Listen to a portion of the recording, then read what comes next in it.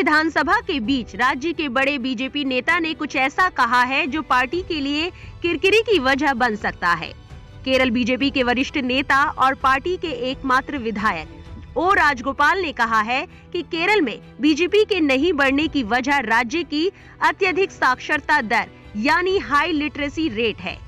ओ राजगोपाल ने कहा है कि यहाँ के लोग पढ़े लिखे हैं और वोट देने से पहले सोचते हैं, तर्क करते हैं। बता दें कि 140 सदस्यों वाली केरल विधानसभा के लिए 6 अप्रैल को एक बार में वोट डाले जाएंगे। नतीजे 2 मई को आएंगे। राज्य में इस वक्त धुआंधार प्रचार अभियान चल रहा है। राज्य में इस वक्त लेफ्ट पार्टियों के नेतृत्व वाली एलडीएफ सत्ता में है, जबकि कांग्रेस के नेतृत्व वाली यूडीएफ मुख्य विपक्षी गठबंधन है। इन 2 ब्लॉक के बीच बीजेपी अपनी जमीन तैयार करने के लिए कड़ी मेहनत कर रही है।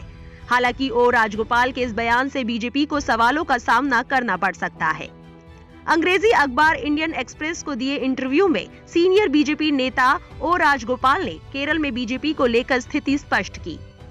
नेमोम विधानसभा सीट से बीजेपी विधायक ओ राजगोपाल से पूछा गया कि आखिर केरल में बीजेपी अपनी राजनीतिक जमीन क्यों नहीं तैयार कर पा रही है, जबकि पार्टी हरियाणा और त्रिपुरा में धमाकेदार तरीके से सत्ता में आई है और पश्चिम बंगाल में एक मुख्य राजनीतिक दल के तौर पर उभरी है।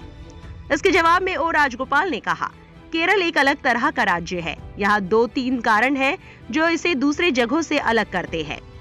केरल में साक्षरता प्रतिशत 90% है। ये लोग सोचते हैं, तर्क करते हैं। पढ़े लिखे लोगों की यही आदत होती है। ये एक मुद्दा है। केरल में बीजेपी के पिछड़ने की दूसरी वजह गिनाते हुए ओ राजगोपाल ने कहा कि दूसरी विशेषता ये है कि राज्य में 55% हिंदू और 45% अल्पसंख्यक है। इसलिए यहाँ हर सियासी गुणागणित में ये पक्ष सामने आते हैं। उन्होंने कहा कि इसलिए केरल की तुलना दूसरे राज्यों से नहीं की जा सकती है। यहाँ के हालात अलग है, लेकिन हम लोग धीरे धीरे ही सही निरंतर राज्य में आगे बढ़ रहे हैं।